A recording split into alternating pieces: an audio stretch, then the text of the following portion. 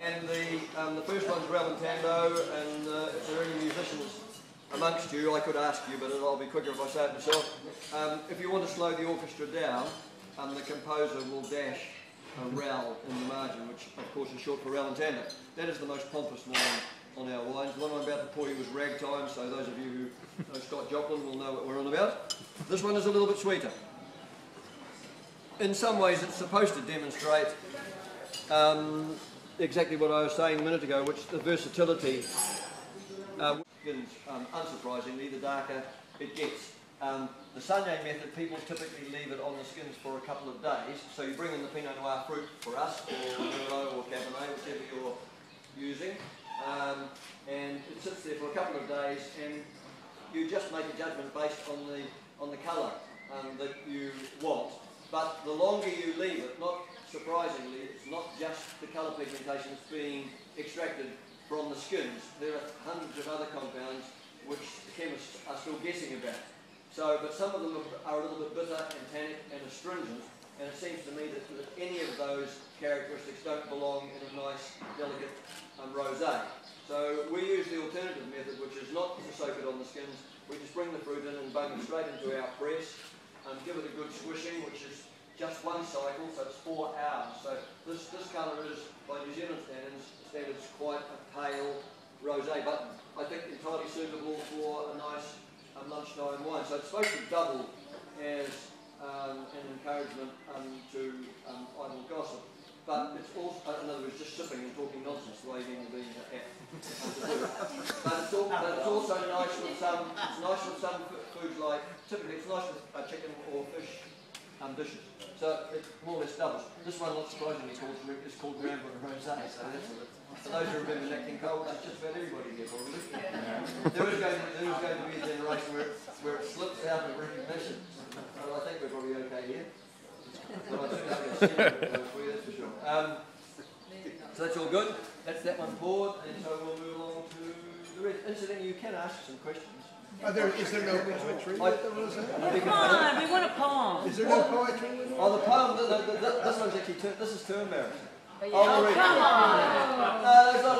It's just that you've already discovered that the tenor of my poems basically give the game away. I mean, most men like the sign of shake the ankle, is what I'm trying to say here. And so, when they say that sex sells, I've got no idea whether it's true. But instinctively I seem to drop into that genre. And so, to the point where there were a group, this is a joke against myself, so I don't really care one way or the other, but there were a group of women, average age for argument's sake, maybe 35 or something, I'm only guessing, it could be way out. But I thought one of them was eyeing me up with appreciation. In fact, of course, it was with pity. Or possibly alarm, I don't know. But when she'd had the time, I'd read a couple of the poems with that particular tone to them, of which this is probably, if my mother saw this, or if I read it to her, she's 97, she would definitely say, now Timmy dear, that's rather risque.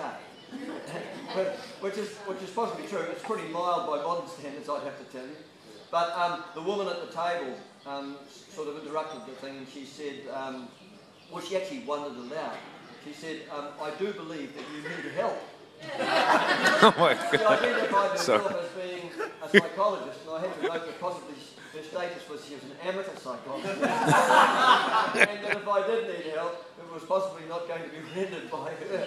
But it was all done in good humour. I just work on the assumption that even though the wines are serious, and selling the wines is even more serious, the entire point of having a wine is to have a little bit of, I use this word advisedly, some nice light human intercourse. so yeah, this one here. The only thing you need to know about this is that the name of this little cafe here is Trio. My wife, I've used just about every musical word I could think of for the names of the wines, but she said, well, we better stay with the genre, and so Trio it is. You need to know it because it's in the poem. Here we go. Ramblin' Rosé on a bright and sunny day brings all moribund and shy men out to play, while their pert and pretty wives leading sacrificial lives wondered why they tied the knot, then rued the day. But a single sip of Ramblin' pulses race, no longer ambling, their senses sated at the fare that Trio fed, thoughts impure, nay, downright grubby, made them grab the hapless hubby, race him home, then race him off upon the bed.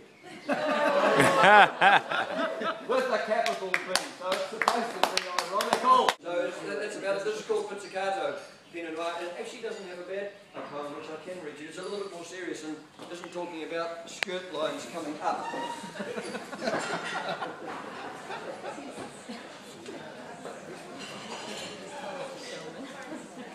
Like I sort of do, I sometimes think that imparting a little bit of information on the back label can be useful, and this one here I'd say, I haven't read it for a while, but it probably does, it's supposed to highlight that rather awkward feminine tone of the actual wine itself. In other words, you have to be pretty careful.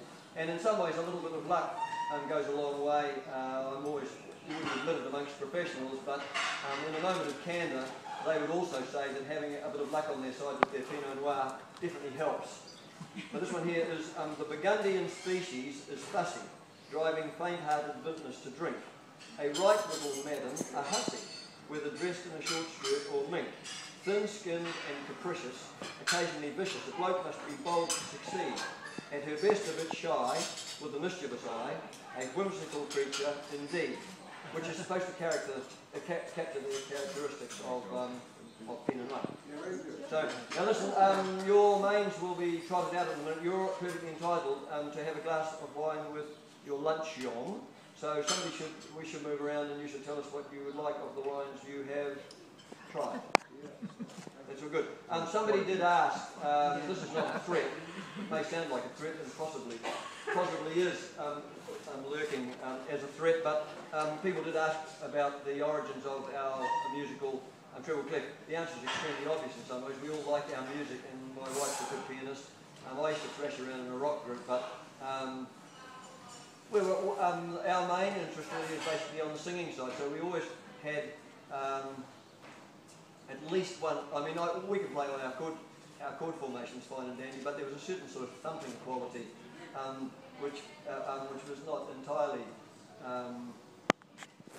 Well, it didn't attain quite the level of excellence that we were attaining. So, but that was easily fixed by getting in a good musician to lift the average level. Which it's sometimes, depending on whether I've been talking rubbish like this for a couple of days, the best you actually get, the rendition is basically hot air. Rather than, but I'm hoping a note comes out, and I'm hoping that the technology is always a bit chancy, but we'll give it a go, and we'll see what happens. Yep. As they say, physics.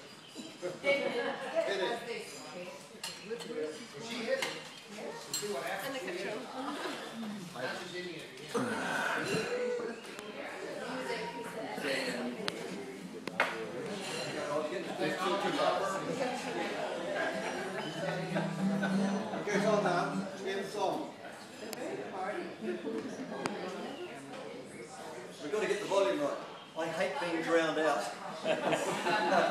It's exactly the reverse. Here we go. Yesterday, bottled Riesling and my Pinot Noir. All the punters came from near and far. Wine beats, DB, that's a beer, draft in a jar, bubbly. It's the bouquet that goes up your nose. Aficionados say grows and grows. Will bring respite, will bring repose. Acid, tannin, alcohol is the jargon. Vintners talk. All you need to know is our Pinot goes with pork. Sweet. There's a thing I hear some folk repeat, but a dry drop you cannot beat. When elderly, fromage you eat, so enjoy a glass on your ass, or standing up,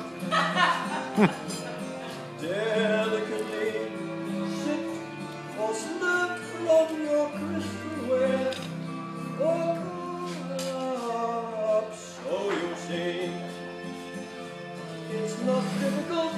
for you to guess that with wine so fine, with such finesse, you'll buy it up with great largesse.